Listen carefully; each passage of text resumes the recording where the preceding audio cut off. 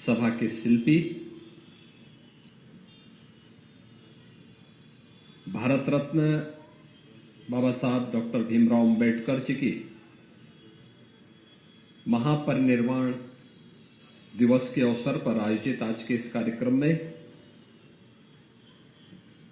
समारोह में उपस्थित प्रदेश सरकार में उप मुख्यमंत्री श्री ब्रजेश पाठक जी,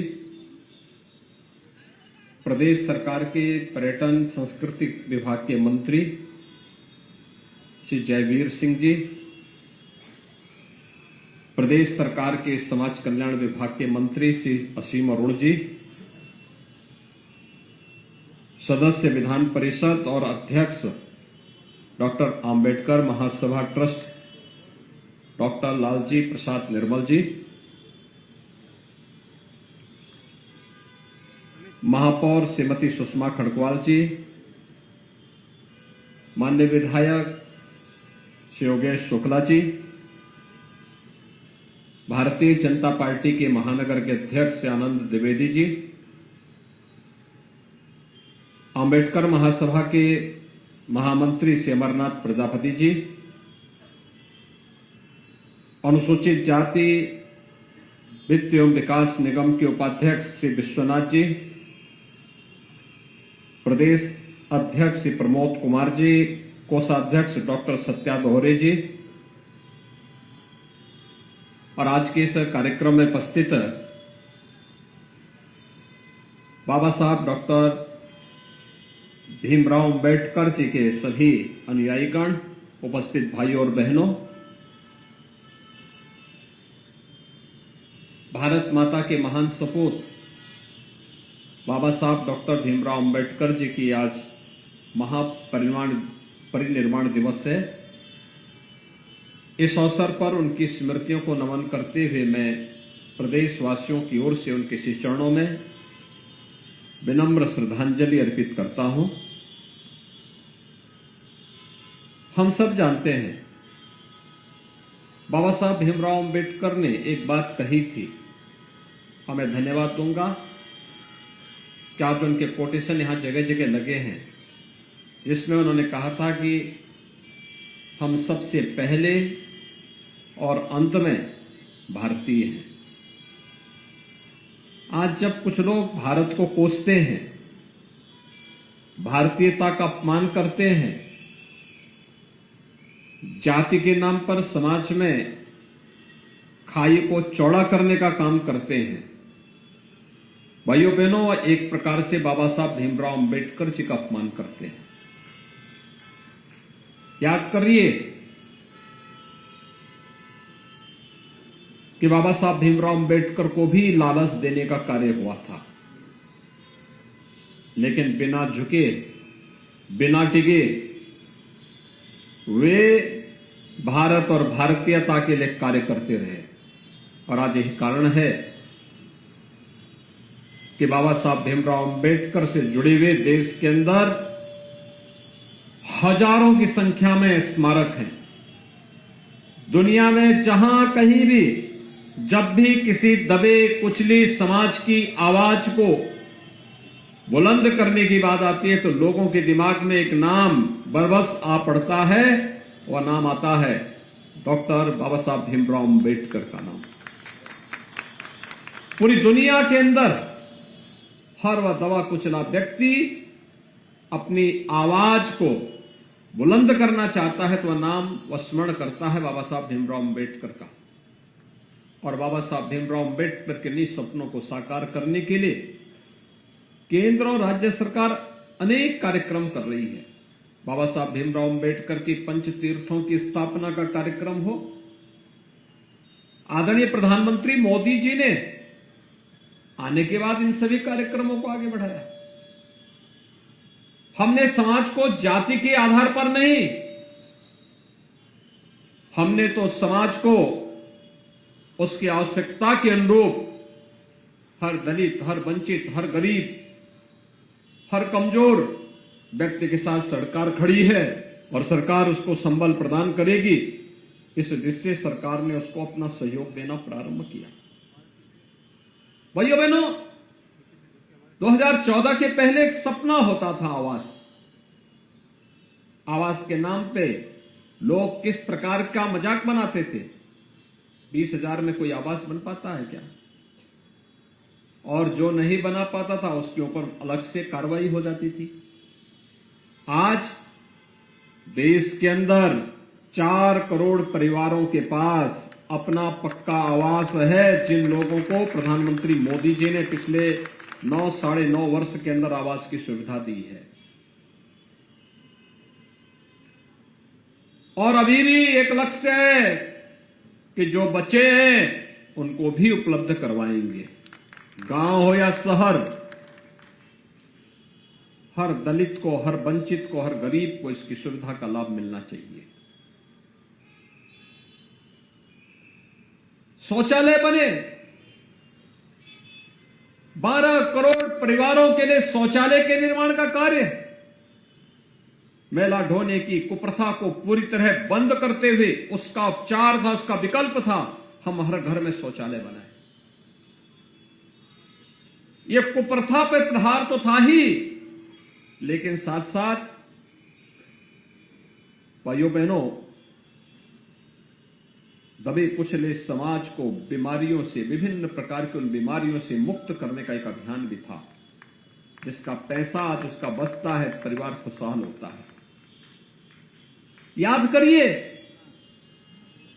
कि हर गरीब को 5 लाख रुपए की स्वास्थ्य बीमा का कवर पहले की सरकारें क्यों नहीं दे रही थी? सरकारें तो भी चला रहे थे। दुर्भाग्य से कोरोना अगर 14 के पहले आया होता, क्या होता? कोई बच पाता?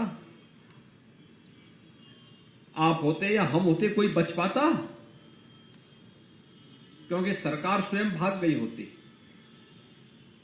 सरकार के पास कोई दृष्टि नहीं थी।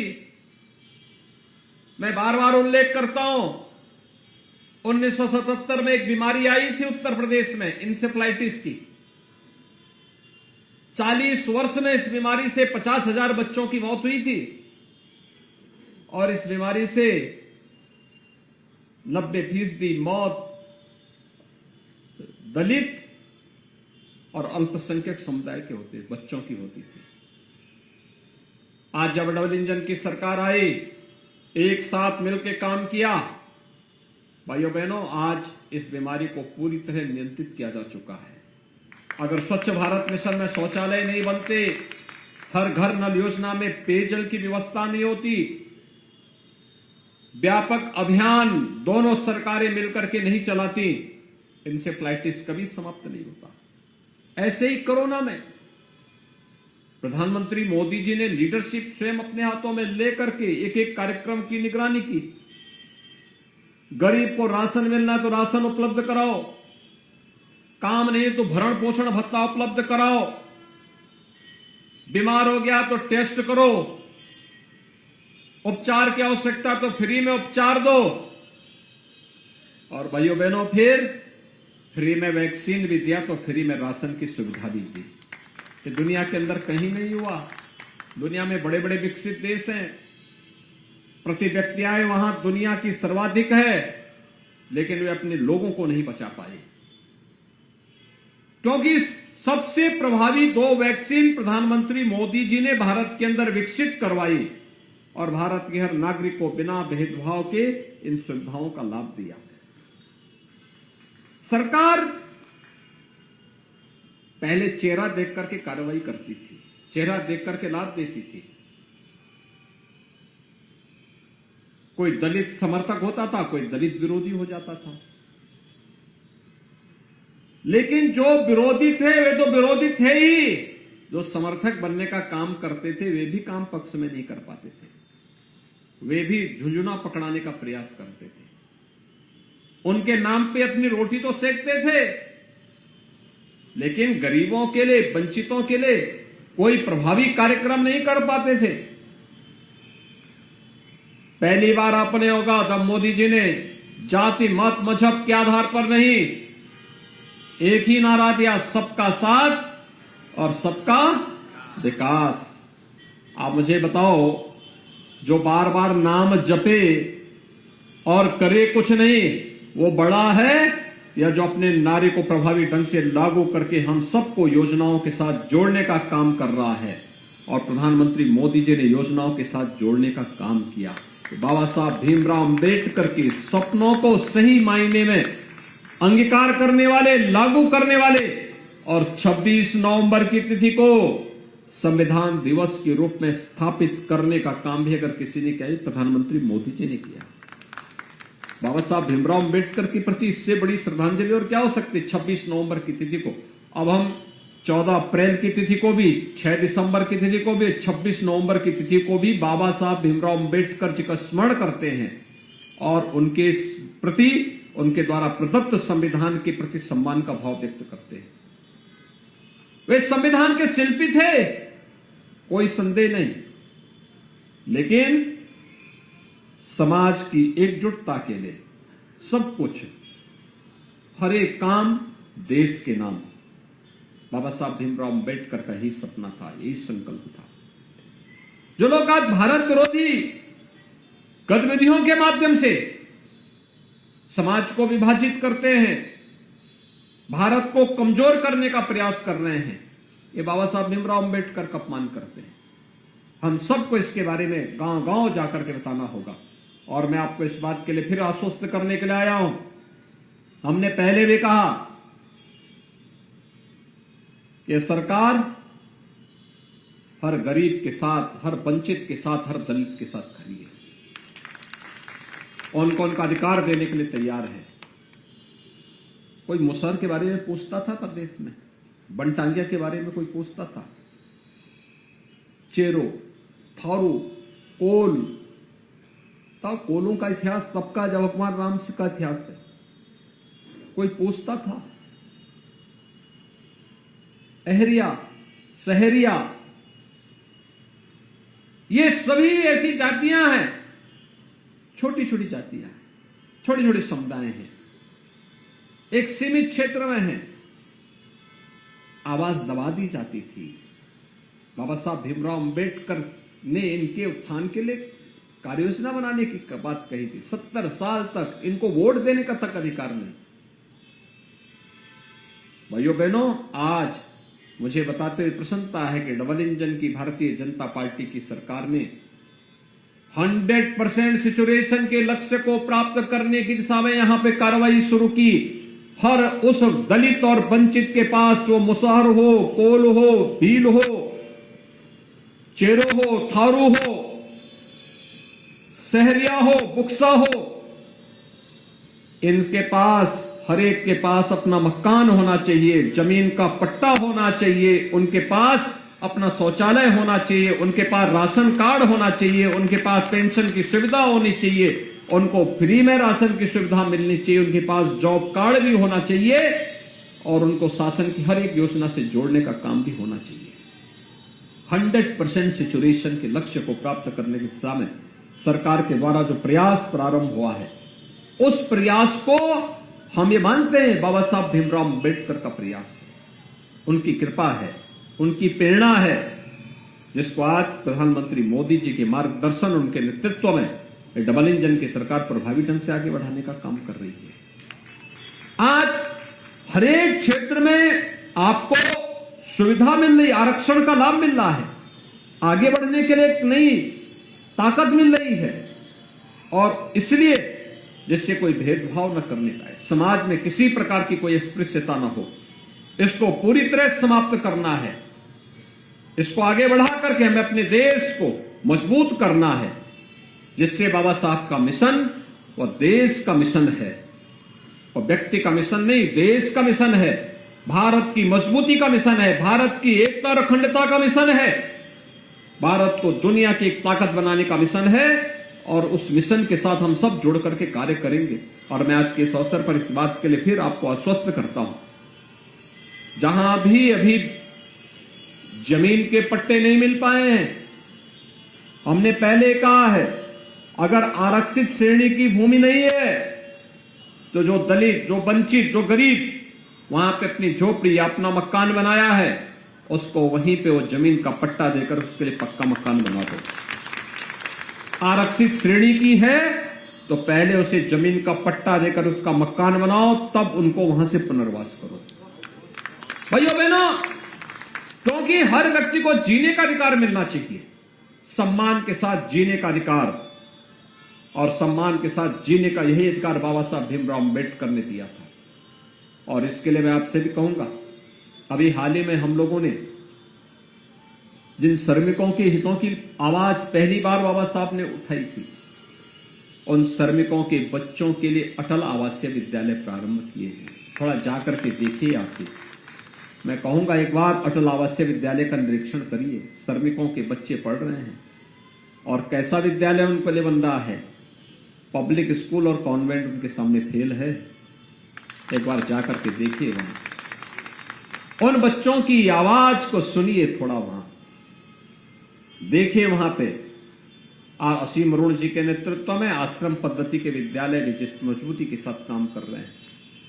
अभ्युदय कोचिंग के संस्थान जिस रूप में चल रहे हैं, आज अधिक से अधिक हमारा दलित बंधु, और अब बच्चा जब कंपटीशन में पास करते हुए उस परीक्षा को पास करके हुए आता है और फिर कहता कि मैंने अभ्युदय से कोचिंग लेकर के मैं इस परीक्षा को पास किया हूं, लगता है कि देखिए इसका यह अधिकार होना चाहिए था, जिसको पहले वंचित किया जाता था। भाइयों बहनों, ये एक सरकार का प्रयास है और इसी प्रयास को आगे बढ़ाने के लिए, आपको आश्वस्त करने के लिए आज हम यहां पर आए हैं। आज एक कार्यक्रम केवल यहीं पे नहीं हो रहा है, यहां पे तो डॉक्टर लालजी प्रसाद जी यहां पे एक कार्यक्रम 31-32 वर्षों से करते रहे हैं, तो हम लोग इसी को सरकारी कार्यक्रम के साथ बना लेते हैं। लेकिन हर जनपद में सरकार का जियो जारी हुआ है। हर आयोजन, हर संस्थान में, हर स्कूल कॉलेजेस में, हर एक सरकारी कार्यालय में ये आयोजन हो रहे हैं।